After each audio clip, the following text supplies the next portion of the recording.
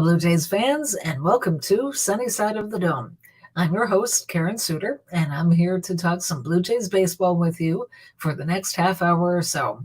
Sunny Side of the Dome is brought to you by Jays from the Couch. We stream live Thursdays at 6 p.m. In the off-season, it's been every other Thursday. And you can find us on Jays from the Couch's Facebook page, Twitter page, or YouTube channel. And if you are tuning in live and you have a question or comment, please do send it on in. I love the interaction with the audience. I think it makes the show that much better. And if you don't catch the live version, but you still want to check us out, no problem. When you're ready for us, we're ready for you. You can catch the archived version on Facebook, Twitter, or YouTube, or you can download and listen to it as a podcast. So lots of ways to access. Any quality podcast carrier gets all the Jays from the Couch stuff, Apple, Google, Stitcher, and anywhere you get your podcasts. And speaking of the other shows, if you like the content here at Sunnyside from the Dome, there's lots more where that came from. There's the main podcast Mondays at 6 p.m. hosted by Shaun Doyle, who's always got lots of interesting stuff going on. Definitely check that out. Lots of fun things like the fake news segment. We always crack each other up doing that. And the other show, the other live show is the On Feck Circle. Tuesdays at 6 p.m. starring Steve Feck, my very unique colleague, and definitely check that out if you haven't been, because he'll find ways to entertain and inform and maybe make you laugh and maybe make you scratch your head a bit, but he's never boring. That's one thing you can definitely say about Steve. So, happy Thursday evening, Blue Jays fans.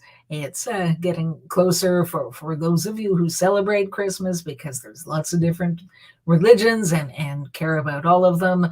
If those of you who celebrate Christmas, it's getting pretty close, and I hope you're all ready, and I hope you have a wonderful Christmas. If any of you celebrate Hanukkah, I know that's already started, the 8 days of Hanukkah, and again, not to spend the whole episode talking about various different religions, but lots of them out there, and I don't want to discriminate. But thank you for tuning in today, and some things to talk about. The Blue Jays finally gave us some news. So, yes, there were a few transactions since our last episode.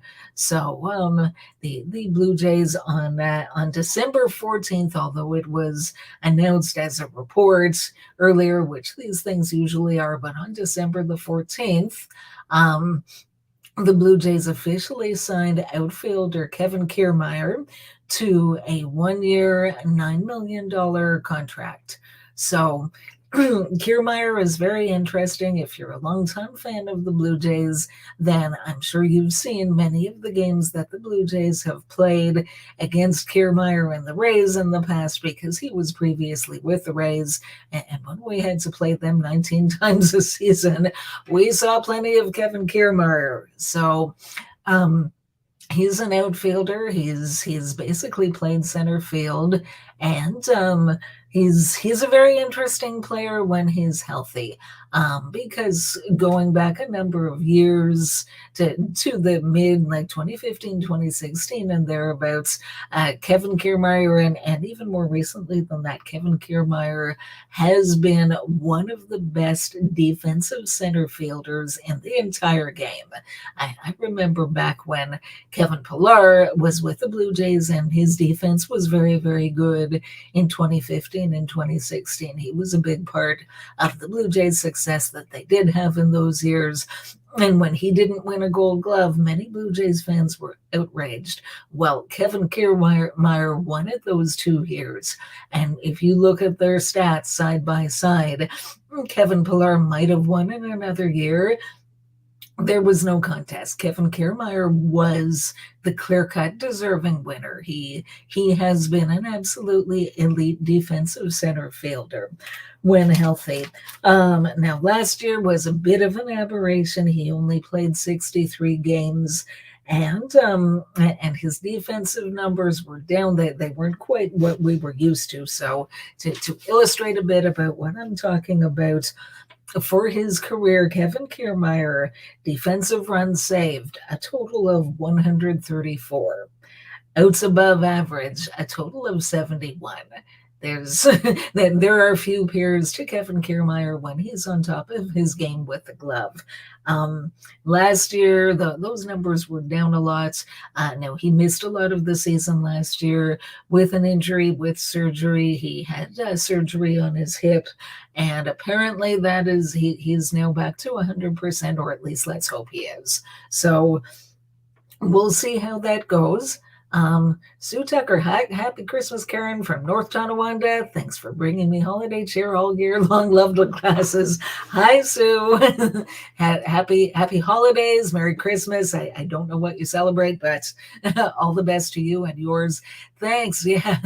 Funny story about the glasses. So I have a whole page of notes that I wrote out for myself with a bunch of stats on them.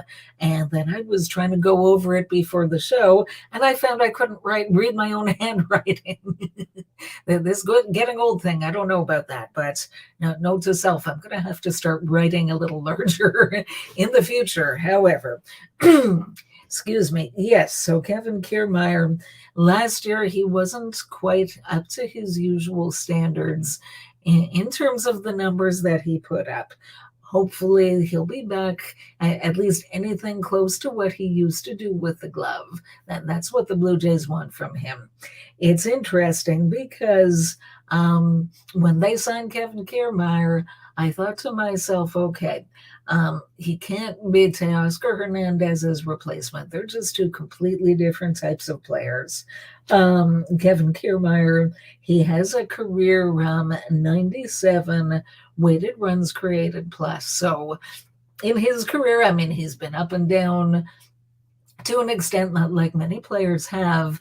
And the overall is just a tad below MLB average. So when Kevin Kiermaier helps your team win overall compared to any other player, it's usually with the glove.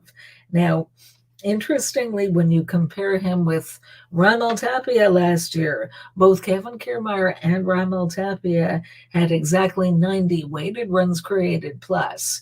As well, and Kevin Kiermaier is the on caliber defensively with somebody like Bradley Zimmer, who, let's face it, really only held his roster spot last year because of his defense. So I thought, okay, you've got one player who can do the best of what two players that they had last year can do. So as good, relatively speaking, a hitter as Tapia, and as good of a defender as Zimmer. But then came his introductory press conference and some interviews. And to his credit, he's saying all the right things. He says he's very excited to be in Toronto, loves the Rogers Center, and all of that.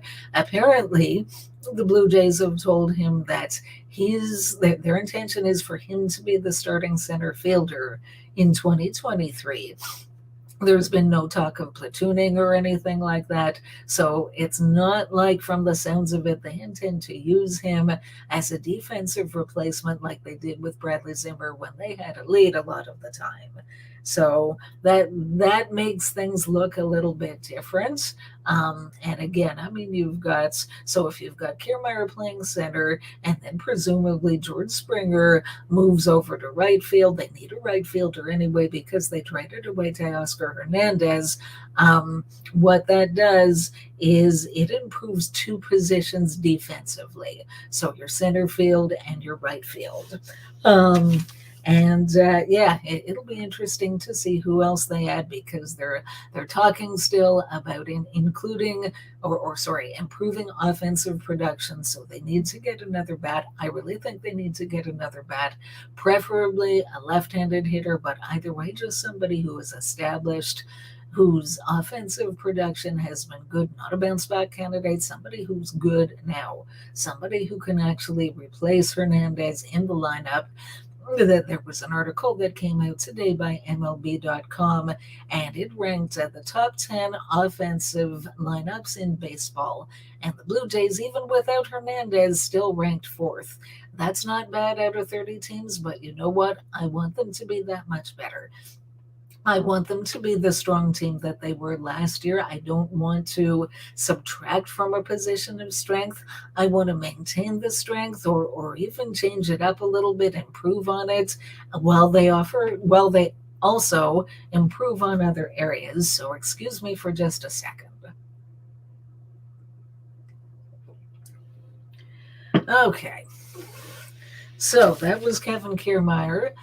The other move that was made official a couple of days after that is they signed right-handed starting pitcher Chris Bassett to a 3-year contract at $63 million there for his services. So he'll be in the rotation. He's always been a starter throughout his career, and really his numbers are quite good. And I'm really looking forward to having him. They needed a quality replacement for Ross Stripling, assuming that Ross Stripling wasn't going to be coming back. And unfortunately, the day after the Bassett signing was announced, it was announced that Ross Stripling himself has signed with the San Francisco Giants for 2 years. So I don't suppose there's any chance that can be another one that they thought they signed and then and then they didn't. Something else falls through and he comes back to the Jays. Maybe, probably not. Oh well. But poor Giants. I'd hate to be a Giants fan right now.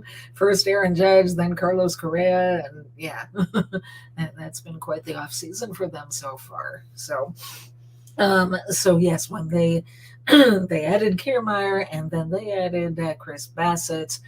Before doing that, they had 39 players on the 40-man roster. Once they added Bassett, they were at 41, which means they needed to clear off a spot on the 40-man roster. And unfortunately, it was Anthony Kay that was designated for assignment. So Anthony Kay, you may remember, left-handed pitcher. The Blue Jays acquired him along with Simeon Woods Richardson during the 2019 season when they traded away Marcus Stroman. And Kay has spent parts of 4 seasons with the Major League Club with the Jays. And I always thought he had some talent. His numbers have been rather inconsistent. So I guess whatever, they looked up and down the 40-man roster and decided that he was the most expendable in their view. So he's been designated for assignment, and that was actually 6 days ago.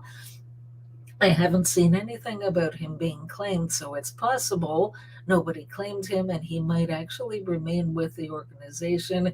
And who knows? I mean, sometimes players get DFA'd, don't get claimed, continue on as a non roster player, and then sometimes things happen and they get added back to the roster. So who knows? But best to Anthony Kay, whether he remains here, ends up with another organization or whatnot. Excuse me a moment.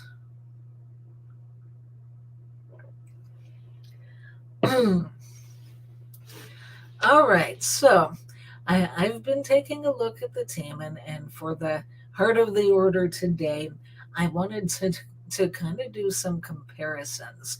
I wanted to look at the team that they had last year and look at the changes that have been made so far and decide for myself whether on paper at least it looks like the team is better, worse, or about the same. So I tried to look at it position by position. So first off, for me, the most straightforward comparison, the relief pitcher that they added was Eric Swanson. So they received him back from the Seattle Mariners when they traded away Teoscar Hernandez, unfortunately. But it looks like they got a good relief pitcher. And the pitcher that is no longer with the Jays because he's a free agent is David Phelps. Now, I haven't heard any news about Phelps. I don't know if the Jays might try to re-sign him, if he'll go elsewhere. I think a year ago, before he re-signed with the Jays, he mentioned something about he contemplated retirement and decided to come back with the Jays. So I don't know. I don't know what his plans are, but we'll keep our ears open, I'm sure. So for comparison, so they're both relief pitchers, both right-handed. Eric Swanson is 29 years old. David Phelps is 35 years old. So Swanson is a little bit younger. All things being equal, knock on wood, he's probably got more good seasons ahead of him left in the tank, so to speak. Swanson, excuse me, Swanson's had an interesting career so far. He's been a major leaguer for 4 years. His first couple of years, and all of this with the Seattle Mariners, his first couple of years really weren't all that great at all. In 2021, he was pretty good, and then something happened last year, whether a light switch went on for him or he made some sort of mechanical adjustment. Sorry, not sure exactly what that was, but his numbers, you look at it across the board, and they were really, really good. Walks per 9 innings, only 1.68. Strikeouts per 9 innings, also very good, 11.74. People kept saying, oh, the Blue Jays need more relief pitchers who could strike out guys. Well, Eric Swanson looks like he can do that. Earned run average, also 168. And xERA, so expected ERA, 230. A little higher, but still very good. FIP 185, xFIP 272. I mean, you look at it, and he just looks like a good one.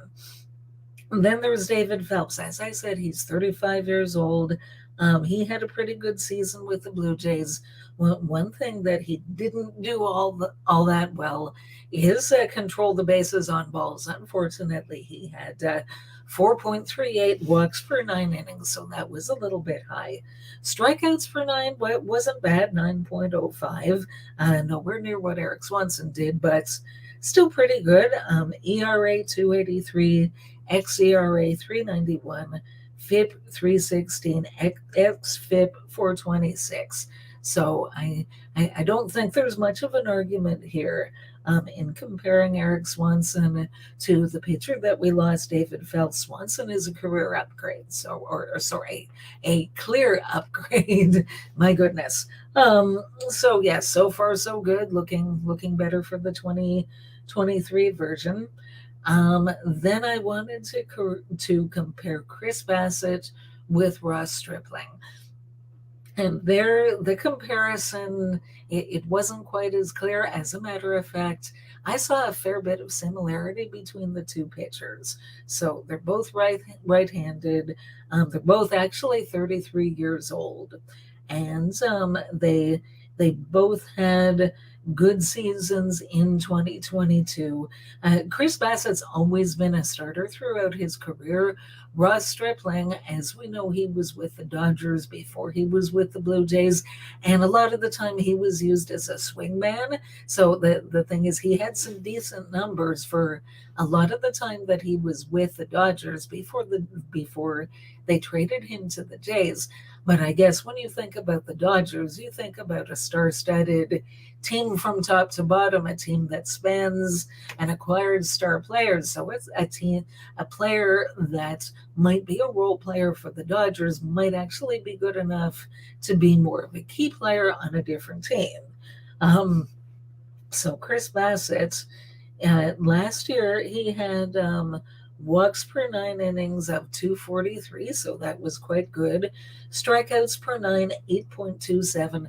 Bassitt isn't that much of a hard thrower and somebody who's going to get double-digit strikeouts a lot of the time. He's somebody that has a lot of different pitches and knows how to pitch and goes out there and mixes things up.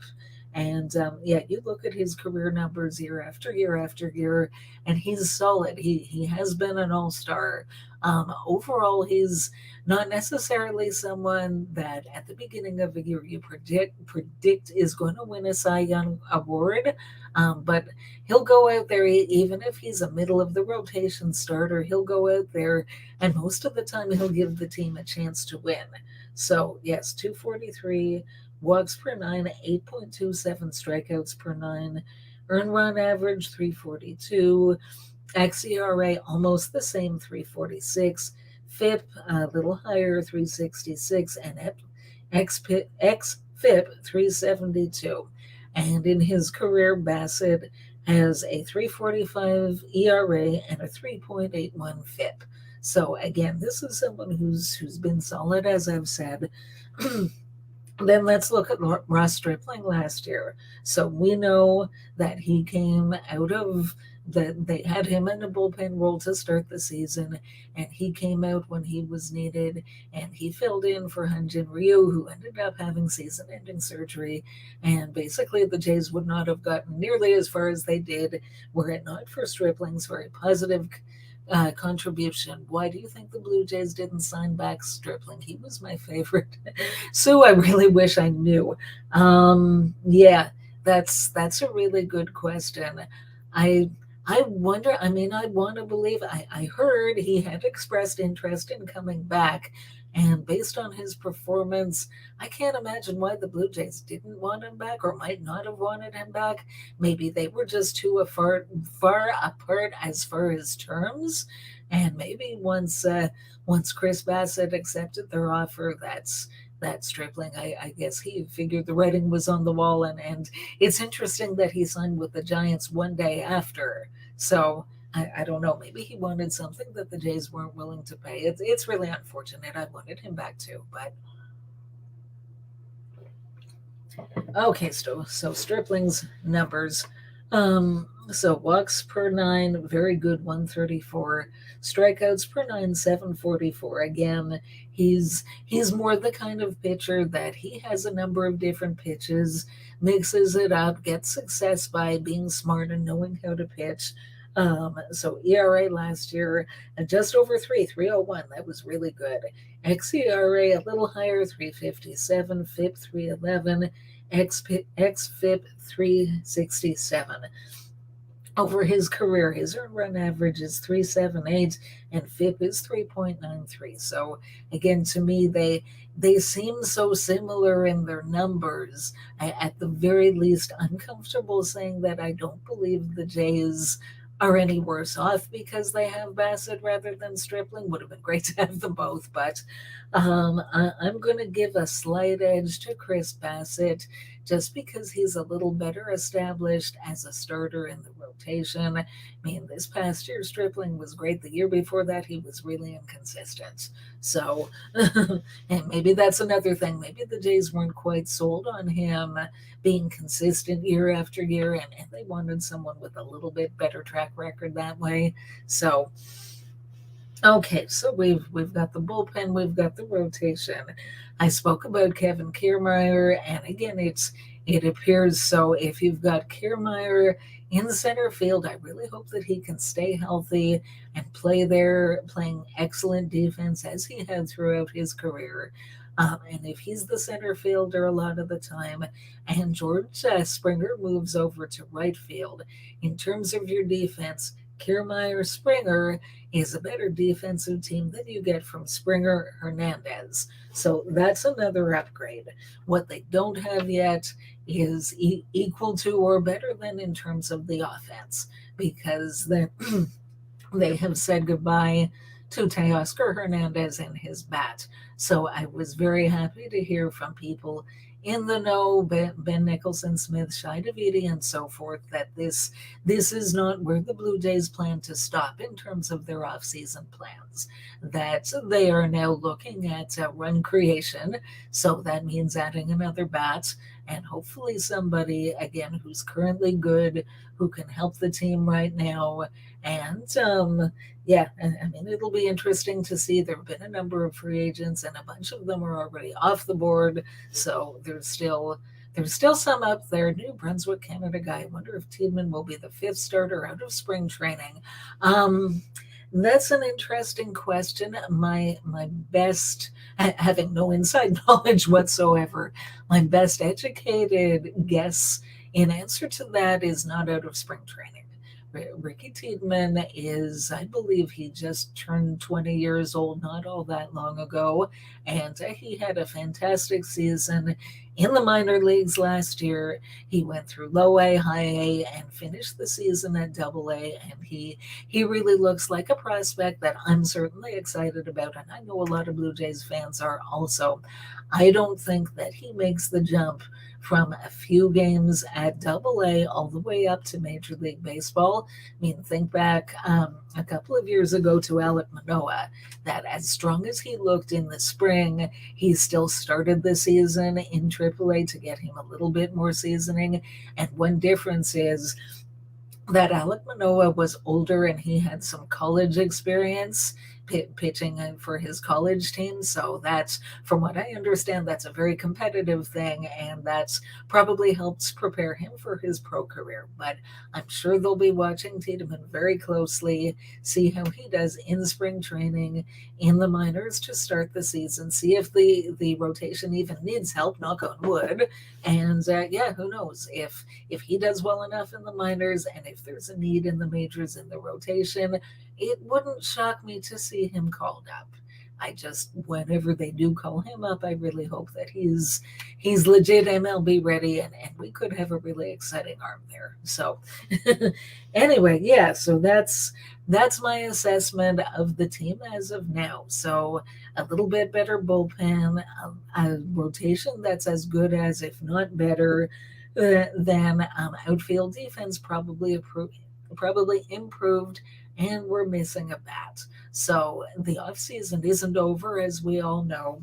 And actually, to wrap up our show, I think I'd like to return to three Blue Jay colored glasses. So yes, as I was saying there. So talking about the team, and I've gone over some comparisons there, and the improvements that I like, and where I see them still wanting to make some moves. Let's not forget, and this whole thing is a process, and it doesn't just get built in one season, in one off season, or whatever. So in addition to the upgrades that I mentioned, so in 2023 the Blue Jays will have a full season of Anthony Bass and Zach Pop available to them, as opposed to just the last 2 months of the season. So that should definitely help their bullpen, as well as having Eric Swanson. They'll have a full season of John Schneider, and his record, it was just night and day. I mean, Charlie Montoyo, as much as I did like him, they were barely a 500 team when he was let go, with a record of 46-42. And then Schneider took over, and he was on pace for a phenomenal record in the games that he managed. So I'm excited to see what he can do with the team on a full-time basis. We haven't really talked much about Don Mattingly, having him as a bench coach. I really like his addition. I like the fact that he is real world experienced, and something that people have talked about in the past with the hitting coach, that there's, if a team is relying only on analytics to try to solve whatever their issues are, then it doesn't always work all of the time. I mean, analytics are one viewpoint, but to have the viewpoint of somebody like Mattingly, who has pretty much done all that there is to do in the game of baseball. He's been a player. He's been an all-star. He's won a Gold Glove at first. He's been a league MVP. So maybe he can pass some of that know-how down to Vladimir Guerrero Jr. or even Bo Bichette, who was hitting like league MVP last September, and maybe help these guys maximize their potential. So I see a lot of ways where the Blue Jays have already made moves that I think are going to pay off. They're going to pay off by having these positive things for a full season available to them. They currently have the fifth highest payroll of the 30 teams in Major League Baseball, sixth best odds to win the World Series, but I know that they're not done. just as last year around this time, the MLB was locked out. But I just knew there were going to be more moves. And sure enough, they added Matt Chapman, and they're not done. They are going to add a bat. It just depends who that's going to be. Maybe it'll be Michael Conforto. He's had similar numbers in his career. If you look at the success that he's had overall, he's comparable to Teoscar Hernandez, and he's a left-handed hitter. So maybe adding somebody like him would be the perfect add. Somebody who on paper is as good as Hernandez, but being from the left side of the plate, it could actually be better from a team perspective because it could give their lineup more balance. So even if they add Michael Conforto and they don't make any other moves along with the moves they've already made this offseason, I would call it a fairly successful offseason. My goodness. New Year's resolution. Stop getting ahead of yourself there. Anyway, I'm looking forward to the season. I'm looking forward to finishing the off season and seeing what other moves that they make, because I know that they're coming, and hopefully they're moves that most of us can agree will really help the team going forward. So we'll see about that.